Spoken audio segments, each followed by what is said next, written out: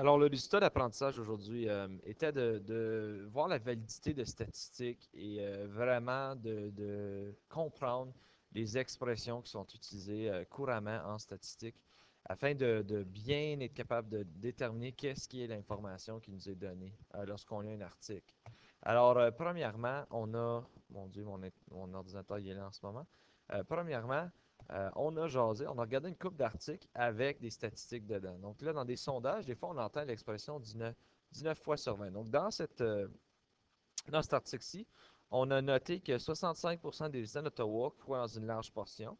Et toutes les statistiques ont été faites sur un échantillon de 300 résidents, ce qui a fait une marge d'erreur de plus ou moins 4,1 points à un intervalle de confiance de 95%. Fait que ça, c'était l'information qu'on a discuté en classe. On a aussi donné un autre exemple ici.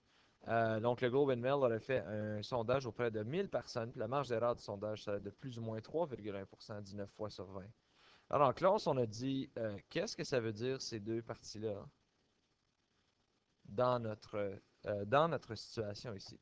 Donc, on a regardé généralement que si jamais que, mettons, tu as euh, des statistiques qui disent que 65% des gens de la résidence d'Ottawa sont en faveur, une marge d'erreur de 4,1%, plus ou moins 4,1 points. Ça l'indique qu'il pourrait avoir plus 4,1 ou moins 4,1 dans les statistiques. Donc, 60,9% jusqu'à 69,1%. Ça pourrait être plus ou moins ce qui est en train de se passer. Donc, si on aurait à refaire ce sondage-ci plusieurs fois, 95%, donc l'intervalle de confiance, aurait un résultat qui se situe entre 60,9 et 69,1%, ce qui indique plus ou moins 4,1% au-delà de ce qu'on a déterminé qui était notre statistique. Puis 5% d'entre eux, ils seraient au-dessus ou en dessous. Seulement 5% des sondages seraient en dehors de cet intervalle-là.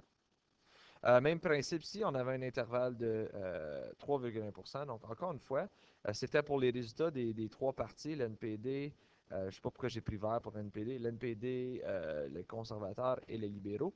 On regarde ici, si tu as 3,1%, ça veut dire qu'ils peuvent avoir, tiens, en principe, l'NPD pourrait avoir 31% et les conservateurs 30,2%. Donc, c'est toujours des intervalles de plus ou moins 3,1%. Donc, ça, encore une fois, si ce sondage t'a refait plusieurs fois, 19 fois sur 20 ou 95%. Le sondage se situe entre 30,2 et 36,4 pour les conservateurs, 27 et 33,2 pour les libéraux, 24,8 et 31 pour l'NPD. Donc, les conservateurs ont plus de chances de gagner, mais ils pourraient être malchanceux et les libéraux ou l'NPD pourraient gagner les élections. Les rangs, les quartiles et les centiles. Donc, pour vous donner une idée, des centiles, c'est une division de rangs. Donc, mettons, il y aurait, tiens, voilà, j'ai donné un exemple ici. Donc, si tu serais au 90e centile, ça veut dire que tu as 90% des résultats qui sont en égalité ou en dessous de toi. Donc, si jamais qu'on aurait comme des rangs, tu ferais mieux que 90% de les gens qui sont dans cette population-là. Un exemple, si on avait un article, puis on disait les affaires municipales des régions de l'occupation du territoire du Québec, la ville se retrouve, donc on parle de Quaticook, la ville se retrouve au 25e rang centile. Donc ça veut dire que nécessairement, 75% des villes ont un coût d'entretien supérieur ou égal à la ville de Quaticook parce qu'il est au 25e rang centile dans les coûts. Okay? Donc là, encore une fois, tu peux dire où 20, il est plus cher que 25% des villes, mais 75% des villes vont payer plus cher que lui. OK, on a aussi vu des indices statistiques. Donc, ceux qu'on a vus en salle de classe, on avait, j'ai pesé sur quelque chose, l'indice des prix à la consommation, l'indice de masse corporelle, l'indice de la puissance au bâton, l'indice humidex et l'indice UV. Alors, on a trouvé qu'est-ce que c'était un indice. Donc, c'est généralement un nombre qui peut être mis dans une échelle. Donc, on va pouvoir comparer avec d'autres choses. Donc, on a commencé avec l'indice de la moyenne de puissance au bâton, ce qui est ce qu'on appelle le slugging percentage en anglais pour la Ligue majeure de baseball. Fait que dans ce cas ici, on a dit que l'indice est calculé en divisant le nombre de coussins touchés lors d'un coup sûr par le nombre d'apparitions officielles au bâton. Donc, je vous ai donné le nombre de simples, doubles, triples circuits et il a apparu 103 fois au bâton. Donc là, ce qui est important à tenir, c'est le nombre de coussins touchés. Okay?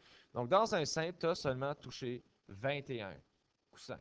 Dans un double, par contre, tu as touché 2 coussins à chaque fois que tu as fait un double. Donc, en principe, tu en as touché 12. Un triple, tu as touché 3 coussins une fois. Et un circuit, tu vas toucher 4 coussins. Donc, ça fait aussi 12. Et tout ceci va être ensuite divisé par 103. Mais s'il vous plaît, mettez pas ça tout d'une shot dans votre calculatrice. Calculez l'addition en premier et ensuite divisé par 103 parce que sinon, tu risques de faire 12 divisé par 103 à la fin. Et ça va te donner 0,466 environ comme réponse finale. Ce qui veut dire 46,6% du temps, ils vont moins toucher à un coussin quand ils arrivent au bâton. Le deuxième, c'était l'indice de masse corporelle, ou comme on le connaît comme l'IMC. Donc, c'est un indice, vous voyez, ça se situe entre plusieurs différents niveaux, mais si tu es, mettons, dans le moins de 16 comme indice, tu peux avoir une maigreur extrême, moins de 18,5 maigreur. Donc là, vous voyez les risques de maladie qu'on a développés selon cette échelle-là. Et l'équation pour trouver ceci, c'était ton poids en kilogrammes divisé par ta taille en mètres au carré. Donc, tu vas prendre ta taille qui est en mètres, tu vas le mettre exposé en deux. On a cependant découvert qu'il y a un inconvénient avec l'indice de masse corporelle parce que, regardez, un gars qui est 100 kg et 1,7 m a un IMC de 35. Donc, selon ceci, cette personne-là à 35 serait très élevée, il serait obésité classe 2. Mais vous voyez qu'il est en forme versus ce gars ici qui va rouler en bas des escaliers.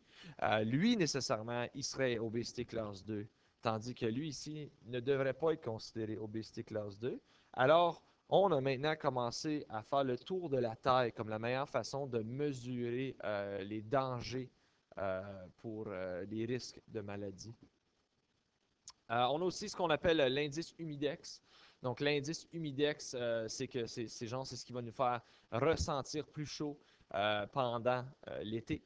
Donc, si jamais, mettons, ici, vous avez le pourcentage d'humidité et vous avez ici la température qu'il fait dehors. Donc, s'il fait cette température-là avec un certain pourcentage d'humidité, tu es capable d'aller dans l'échelle et dire, donc, s'il fait 29, mais on a 70% d'humidité, ça va filer comme 39 degrés lorsqu'on va être donc dans l'échelle de l'humidité relative. OK? Donc, ça, c'est la façon qu'on mesure ceci.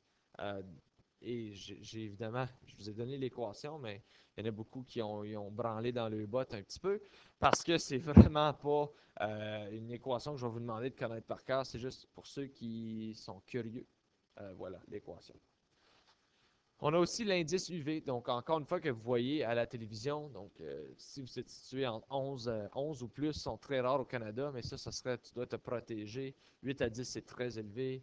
6 à 7, c'est élevé. 3 à 5, c'est modéré. 0 à 2, c'est bas. Donc, vous voyez des avertissements lorsque le taux est élevé. Au Canada, je dirais que les étés, on peut se situer dans ces régions ici, là, entre de 0 à 2, 0 à 7, ce serait les maximums d'habitude qu'on voit au Canada. Donc là, voilà l'équation. Encore une fois, pas nécessaire de la prendre par cœur. On a aussi les prix, les indices de prix de consommation. Donc, j'avais donné un article à lire.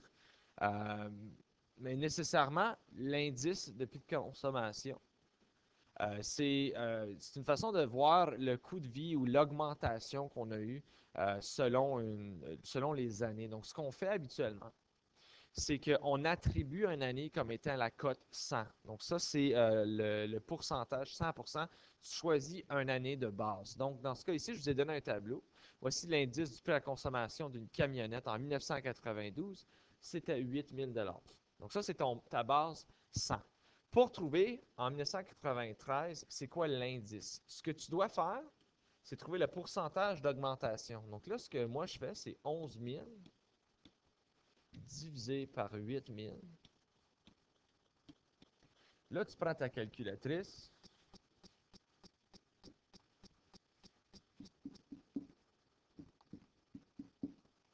Ça va te donner 1,375. Mais pour savoir c'est quoi l'indice, tu dois faire une multiplication par 100.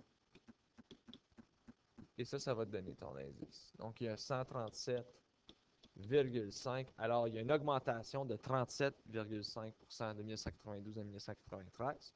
Pour savoir 1994, encore une fois, on le compare à l'année originale. Donc, ça va être 12 500 divisé par 8000.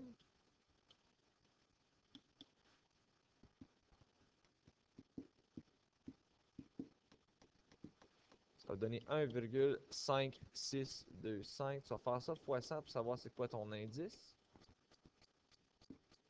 Ça va donc te donner 156,25, donc une augmentation de 56,3 ou si vous voulez 175, 188.